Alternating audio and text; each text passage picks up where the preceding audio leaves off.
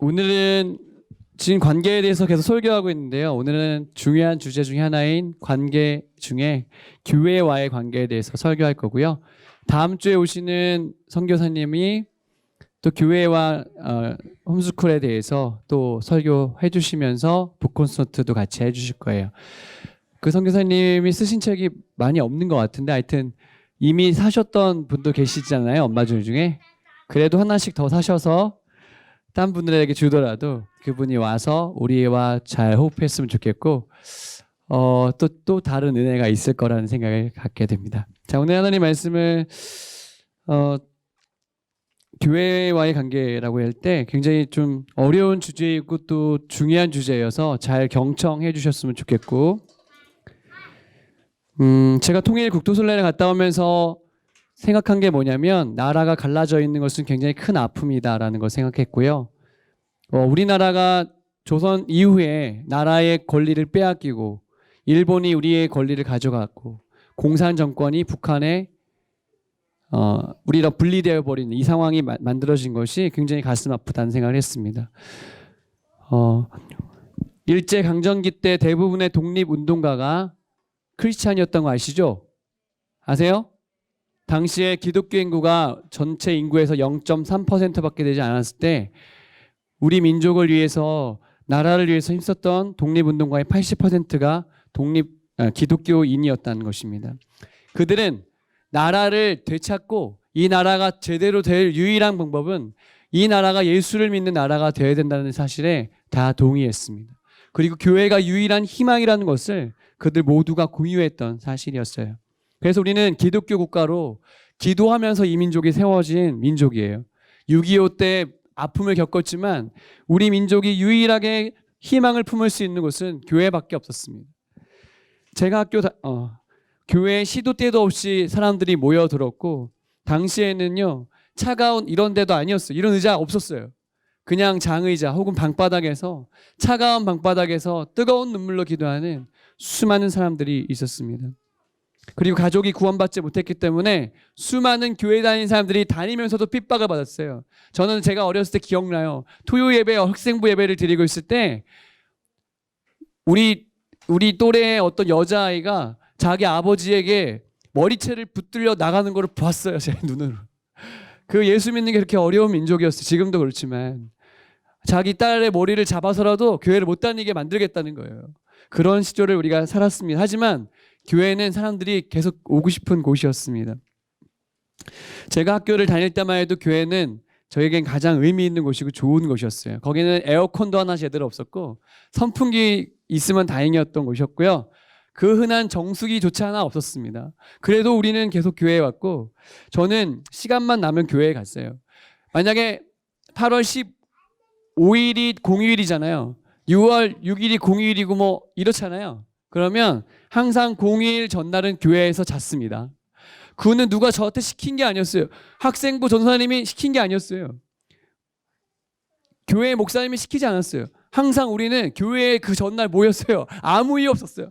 거기에는 전자 이런 피아노가 없었어요. 드럼이 없었습니다. 요런 거 하나 있었어요. 이거 피아노 하나. 그런데 우리는 모여서 이거 하나 붙들고도 밤새 찬양할 수 있었습니다. 찬양집 하나 놓고 누가 문절할 것도 없이 밤새 찬양했어요. 그리고 누가 시키지도 않았어요. 우리는 밤새 기도했어요. 진짜. 지금 여러분이 지금 제가 이 얘기하면 가짜 거짓말 같죠? 저 엄마들 중에 그거 제가 얘기하는 거 동의하시는 분 계세요? 여러분도 그렇게 하셨잖아요. 우리는 그렇게 했어요. 그리고 교회에서 잤어요. 그냥 그 장의자에서 잤어요. 그리고 새벽 예배 때 깨가지고 그 목사님 설교가 잘 안 들어왔어요. 밤새 기도해가지고. 아무튼 그거 끝나고 집에 갔습니다. 저는 교회에 가는 것이 세상에서 제일 좋은 일이었습니다. 당시에 목사님의 직업으로서의 인기는 이발사 다음이었고 제일 낮은 직업. 그러니까 사람들이 다 왜 목사는 하고 싶어 하지 않았어요. 왜냐하면 당시에 목사님들은 밥을 어떻게 먹었냐면 교인들이 가져다 주는 왜 이게 힘들어. 나랑 설교 같이 한 사람이 있어 항상. 위대한 설교자 될 건가 봐. 목사님들은요 헌금처럼 드리는 성미, 그거를 밥으로 먹어 드셨어야 됐어요. 목사님의 삶은 그렇게 아름다워 보이지 않았어요. 하지만 사람들은 다 목사님을 존경했습니다. 저도 그런 사람 중에 한 명이었습니다. 당시에 세상은요, 교회를 좋아했어요. 기독교인들 그래도 괜찮아 했습니다. 크리스마스를 앞두고 새벽송을 돌아도 사람들이 예수 안 믿어도요, 그래도 아유, 교회가 이렇게 좋은 일 한다 그랬습니다. 지금은요, 새벽송, 경찰 출동합니다. 경비 아저씨가 당장 나와요. 옛날에는 그랬는데 지금은 건물도 좋아지고 시설도 좋아지고 에어컨도 있고 정수기도 있고 드럼도 있고 모든 것이 다 갖춰져 있는데 지금은 교회를 보는 시선이 옛날 같지가 않다는 게 제 마음에 너무나 무겁게 느껴집니다. 근데요, 그럼에도 불구하고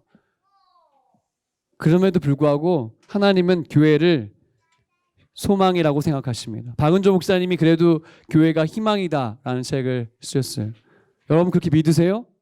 그래도 교회가 희망이에요. 아멘. 우리나라의 사회복지의 80%를요 교회가 하고 있습니다. 나라가 다 못해요. 교회가 하고 있어요. 근데요, 세상 사람들이 잘 모르는 것 같아요. 여전히 노숙자들 밥 먹이는 데는요 교회가 거의 다예요. 나라에 큰 일이 생기고요, 세계적인 큰 일이 생기면요, 짐 싸가지고 도우러 가는 데는 거의 다 교회예요. 지금도 교회는 하나님의 희망입니다. 로버트 뱅크스 목사님이 쓰신 1세기 교회 예배 이야기를 한번 보시면은 당시의 교회가 어땠는지를 이렇게 볼 수가 있어요. 근데 당시의 교회는 건물이 아니었습니다. 그냥 한 성도의 집이었어요. 그냥 자연스럽게 모여서 서로에게 권면하고 기도하고 말씀을 나누고 하는 것이 예배였어요.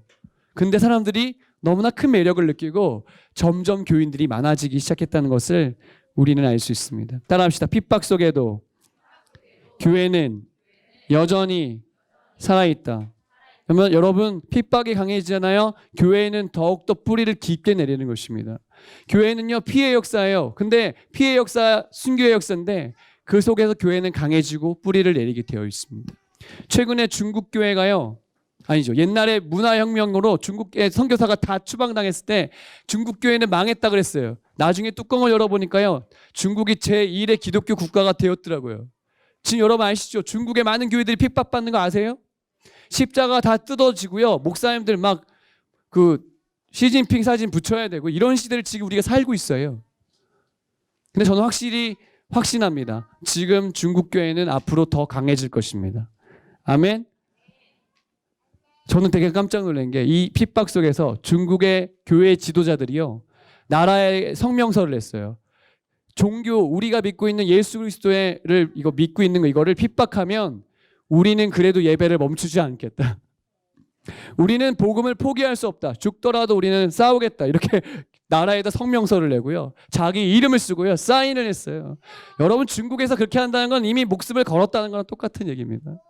저는 중국 교회는 앞으로 더욱더 강력해질 거라고 생각해요. 아멘. 네, 그래요.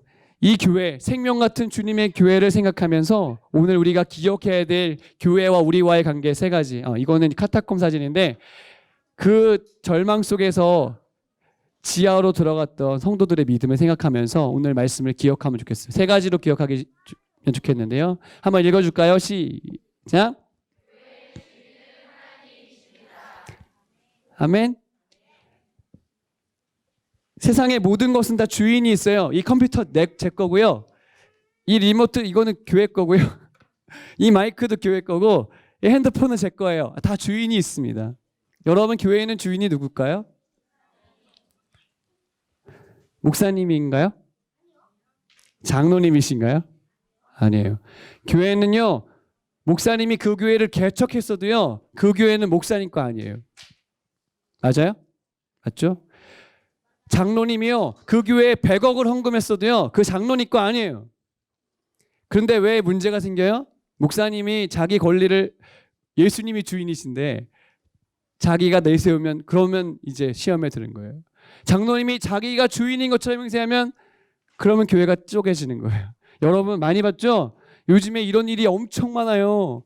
교회 목사님 끌어내리고요. 장로님 끌어내리고요. 이런 일들이 진짜 많이 있어요. 저는 진짜 부끄러워서 눈을 못 뜨겠어요. 이런 일들이 우리 주변에 얼마나 많은지 몰라요. 왜요? 교회의 주인이 누군지 잘 몰라서 그런 것 같아요. 정말 여러분 잘 기억하세요. 교회의 주인은 누구세요? 하나님이세요. 하나님. 그러면 누구 뜻대로 하셔야 돼요? 누구 뜻대로 가야 돼요? 교회는요? 하나님이 주인이니까 하나님 뜻대로 하셔야 돼요. 여러분 그냥 교회 함부로 비판하지 마세요. 우리 교회 일 아닌데 남의 교회 일이라고 함부로 이야기하지 마세요. 하나님이 주인이에요. 그 교회예요. 여러분의 생각과 가치관을 가지고 판단하지 마세요. 잘 알지 못하시잖아요. 아멘. 제 말을 잘 기억하셔야 됩니다. 장로교가 세습을 반대하는 걸로 법을 만들었어요. 그렇죠? 세습 이야기 많이 하잖아요. 여러분 그런 얘기도 함부로 하시면 안 돼요. 조심해서 하셔야 돼요. 여러분이 판단자가 되시면 안 돼요. 주님께 뜻을 물으셔야 돼요. 이 법칙을 기억하지 못하시면 시험에 들고 넘어질 수 있기 때문에 말씀드립니다. 어떤 교회는 너무 아름답게 잘 가요. 왜냐? 거기는 주님이 주인이시기 때문에 그렇습니다. 그러므로 여러분 교회의 주인이 하나님이란 사실을 여러분 꼭 기억하셔야 돼요. 성경에 보니까 평안에 매는 줄로 성령이 하나 되게 하신 것을 힘써 지키라. 교회를 분열시키려고 하는 것과 싸우란 얘기예요. 교회가 하나 되지 못하게요. 마귀가 우리를 넘어뜨리려고 얼마나 많은 수를 쓰는지 몰라요. 물론 신천지도 우리를 넘어뜨리려고 해요. 하지만 교회 내부에서도 얼마나 많은 아픔이 있고 다툼이 있는지 몰라요. 그러므로 여러분 기억하세요. 교회는 하나님의 것입니다. 마귀는 계속 분열시킵니다. 예수께서 그들의 생각을 아시고 이르시되 스스로 분쟁한 나라마다 황폐해지고 스스로 분쟁하는 집은 무너진다 그랬어요. 교회 안에 분쟁과 나누어짐이 있을 때 그 안에 사단이 틈타게 되어 있어요. 하나님이 주인이셔야 되는데 우리가 계속 거기에 지배를 받을 수 있는 많은 여지가 있다는 것이죠. 사랑하는 성도 여러분, GHS가 계시는 교회들은 하나님이 주인이신 교회, 그것을 인정하는 여러분 되시기를 축복합니다. 두 번째, 한번 읽어주세요. 시작. 교회는 한 몸입니다. 네. 성경에 보니까 그가 어떤 사람은 사도로, 어떤 사람은 선지자로, 어떤 사람은 복음 전하는 자로, 어떤 사람은 목사와 교사로. 뭡니까? 하나님께서요, 우리를 다 불러 모으셨을 때 다 필요한 역할을 하도록 우리를 부르셨다는 거예요. 어떤 사람은 사도로, 선지자로, 목사로, 복음 전하는 자로 다 필요한 존재로 우리를 부르셨어요. 마치 몸이 머리도 있고 팔도 있고 다리도 있고 다 필요한 거예요. 목사님이 걸어 다니는데 이번에 국도술 나갈 때 많이 느꼈어. 아, 나도 이제 마음만큼 되지가 않는구나. 나는 마음대로 걸을 수 있다고 생각했어요. 한 번도 걷는데 난 적이 없었어. 근데 이번에 할 때 걷다 보니까 확실히 느낀 건 올라갈 때 괜찮은데 내려갈 때 왜 오른쪽 무릎에서 소리가 났어. 그래서 난 이건 내가 가끔 그럴 수도 있겠지 이러고 갔는데 100번 걸으면 90번이 소리가 났어요. 그래서 아, 이건 나도 이제 마음대로 안 되는구나. 몸에 다 필요한 데가 있는데 이게 다 역할을 해줄 때 아무 문제가 없는 거구나 라는 생각을 했어요. 여러분 교회도요, 되게 이상하게 모인 것 같지만은 하나님이 여러분들 다 모으시고 그 안에서 유기적으로 역할을 하게끔 만드셨단 말이죠.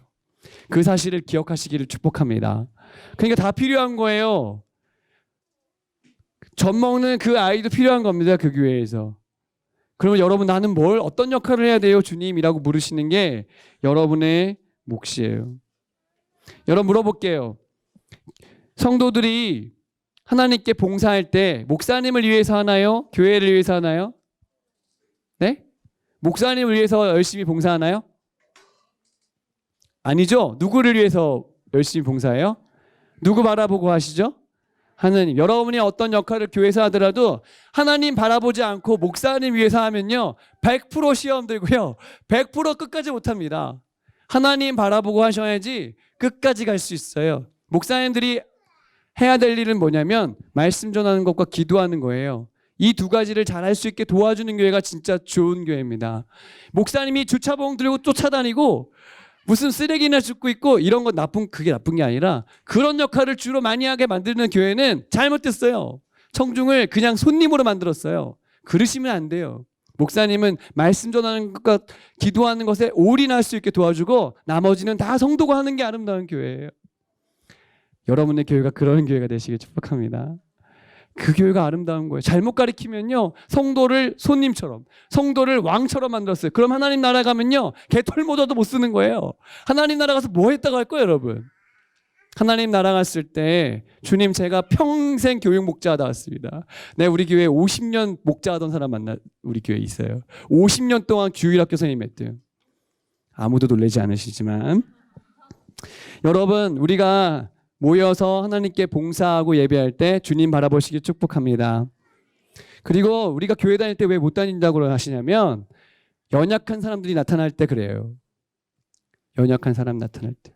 이때 이 말씀을 기억하세요. 믿음이 강한 우리는 마땅히 믿음이 약한 자의 약점을 담당하고 자기를 기쁘게 하면 안 되는 것이죠. 우리 주변에요, 우리 교회 다니면 힘든 게 뭐냐면 나를 힘들게 하는 사람이 있어요. 수준이 안 맞는 사람이 나타나요. 그러면은 교회 다니기 싫은 거예요. 근데 성경은 뭐라고 하냐면 그 상황에서 같이 하나 되라는 거예요. 그게 어려운 것입니다, 여러분. 손가락 하나가 다치면요, 만사가 다 힘들어져요. 세수도 잘 못하죠.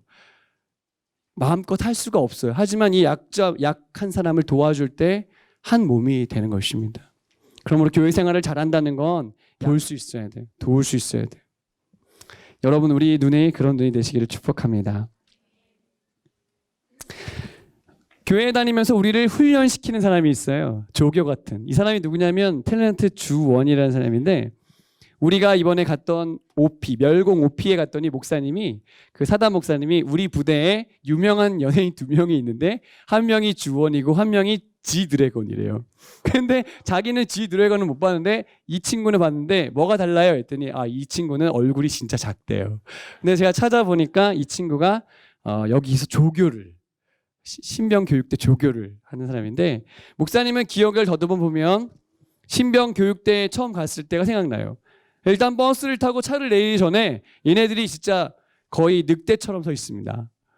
눈이 안 보여요. 일단 눈이 안 보이고 딱 내리자마자 갑자기 훈련이 시작돼요. 앉아, 일어나, 앉아, 일어나, 뛰어, 선착순 10명, 머리 박아, 별 다 시켰어요. 근데 이 조교가 그렇게 우리를 6주 동안 엄청 힘들게 하거든요. 자, 씻는데 2분 시작. 바로 해서 2분 안에 안 하면 바로 그냥 끝나야 돼. 밥 먹는데도 시간 정해서 먹어야 되고요. 줄 서는데도 무조건 서야 돼요. 조교가 시키면 법이에요. 하나님보다 더 무서워. 조교가 제일 무서워, 조교가. 얘한테 잘못 걸리면요, 6주 동안 엄청 피곤해요. 근데요, 이 조교가 왜 필요한가 하면 6주가 지나면요, 얘가 사람이 됩니다. 얘가 군인이 돼요. 무슨 말을 하는지 알아듣는 사람이 됩니다. 조교가 필요한 거예요. 여러분, 교회 생활하다 보면요, 우리를 힘들게 하는 사람이 있어요. 조교처럼요. 쟤는 왜 내 인생에 나타나 나를 왜 이렇게 힘들게 할까? 여러분, 교회 생활을 오래 하면 그런 느낌이 드시는 게 맞습니다. 저도 목사 전도사 생활하면서 진짜, 아니 저 사람 왜 목회를 해가지고 나를 이렇게 힘들게 할까? 이런 사람이 되게 많았어요. 여러분, 목사님이라고 전도사님이 착한 게 아닙니다. 예, 아니. 그래서 엄청 힘들었어. 저 사람 왜 목사가 됐을까? 이런 사람 많았어요. 아무튼 근데요, 지나가 보니까요, 나를 훈련시키려는 하나님의 계획이었구나. 그걸 알게 됐어요. 이제 나이가 들고 시간이 지나니까. 사랑하는 성도 여러분, 우리는 한 몸이란 사실을 기억하시기를 축복합니다. 다 필요해요. 다 필요해요. 세 번째 같이 읽어주세요. 시작. 교회 생활은 예수님 닮는 것입니다. 네. 최근에 인구 조사를 해보니까 대한민국의 제1의 종교가 드디어 기독교가 되었습니다. 많은 사람들이 원래는 불교였어요. 10년 전에. 불교, 기독교, 천주교인데 많은 사람들이 예측하기로는 불교가 그대로일 것이고 기독교는 떨어졌을 것이고 천주교가 올라갔을 것이다 라는 예측을 다 했어요. 그리고 앞으로 제4의 종교는 이슬람교가 될 것이다는 생각이 되게 많이 있습니다, 지금. 근데 최근에 조사한 걸 봤더니 기독교가 1위가 됐어요.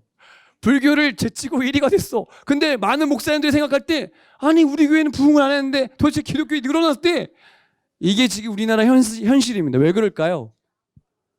이 다 가나안 성도들 때문에 그렇습니다. 가나안 성도가 뭐냐면 안 나가. 거꾸로 하면 안 나가잖아. 안 나가. 그게 조사를 하면 기독교인인데 교회를 안 나가. 왜? 얘는 이 사람들 어떤 생각이 있냐면 어차피 뭐 기독교 TV 틀면 설교 막 나오고 뭐 실시간 라이브 설교 막 다 해주고 교회들마다 하니까 교회를 쇼핑합니다. 아니, 오늘은 온누리 교육과 한번 들어볼까? 오늘은 분당 우리 교육과 한번 해볼까? 오늘은 지구촌 교회 한번 들어볼까? 아우 나 말씀 진짜 많이 들어서 너무 행복하네. 그렇게 교회 생활을 안 하고 말씀만 듣고 땡 끝이에요. 자 물어볼게요. 이거 신앙생활이에요 아니에요? 신앙생활이에요 아니에요? 예, 아니죠. 이거는 종교 생활이에요. 그냥 기독교란 이름을 걸기 위한 너미널 크리스찬이에요. 그냥 이름만 있는 거예요. 이 사람 주님이 좋아하실까요? 싫어하실까요? 주님이 사랑하시죠, 물론. 하지만 그 사람은 신앙생활을 하는 것이 아니에요.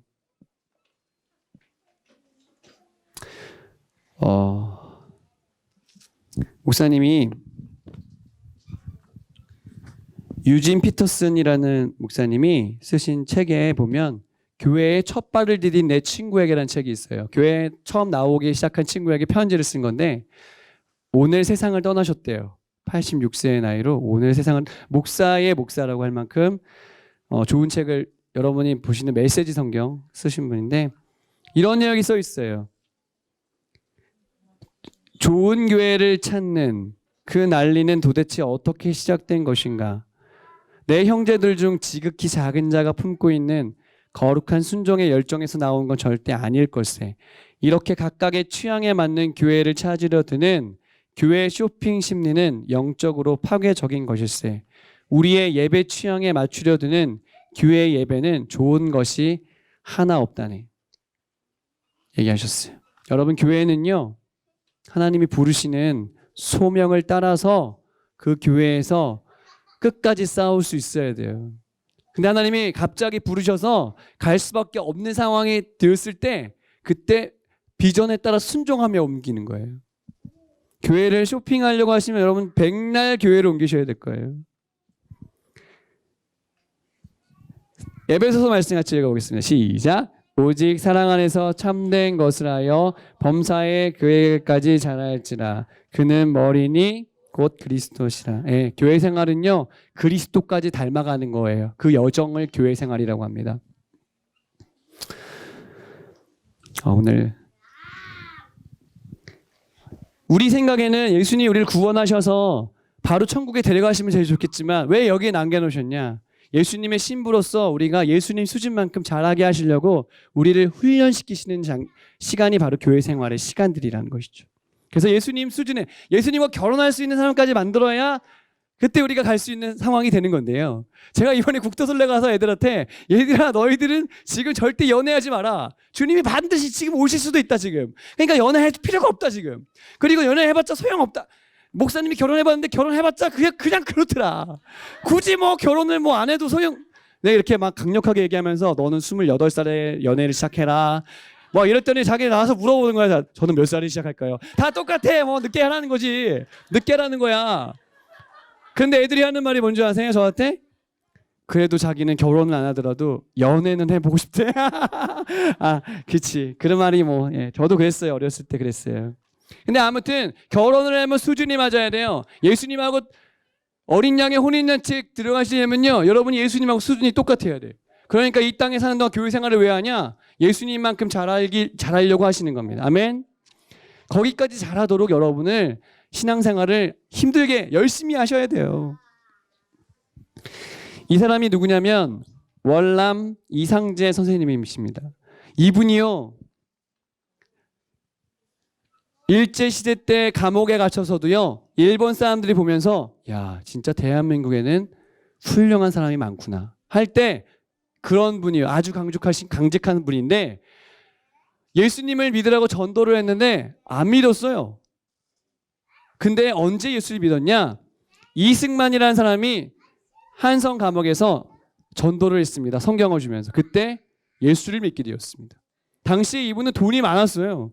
그래서 이승만이 유학 가고 이럴 때 다 돈도 대주고 되게 부자였습니다. 근데 이분이 성경을 알고 예수를 알고 사회에 다시 나왔을 때 성경을 쭉 읽다 보니까 내가 잘못 살았다는 걸 알게 되었어요. 그래서 노비들을 자기 방으로 불렀습니다. 노비들을 다 들어오게. 다 들어왔더니 노비들이 감히 어떻게 주인집에 들어가겠습니까? 그렇죠? 근데 노비들을 다 앉혀놓고 자기와 부인이 함께 절하면서 용서를 구했습니다. 죄송합니다. 제가 잘 몰라서 이렇게 살아도 되는 줄 알고 여러분을 부리면서 살았습니다. 그런데 제가 예수를 믿고 성경을 읽다 보니까 여러분과 제가 똑같이 하나님의 사람이고 제가 여러분에게 이렇게 했던 것이 제가 잘못했다는 것을 알게 되었습니다.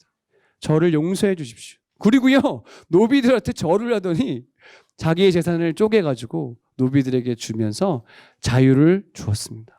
그게 바로 예수 믿은 사람의 모습인 거죠. 예수님은요, 우리가 거기까지 자라기를 원하세요. 아멘.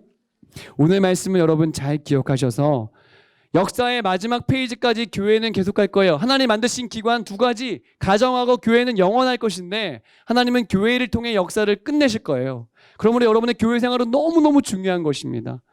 이 교회 생활이 여러분에게 잘 정립되셔서 우리 G27의 공동체가 가는 교회마다 부흥하고 성장하고 하나님을 기쁘시게 하는 놀라운 일들이 일어나게 되시기를 주님의 이름으로 축복합니다. 함께 기도하시겠습니다.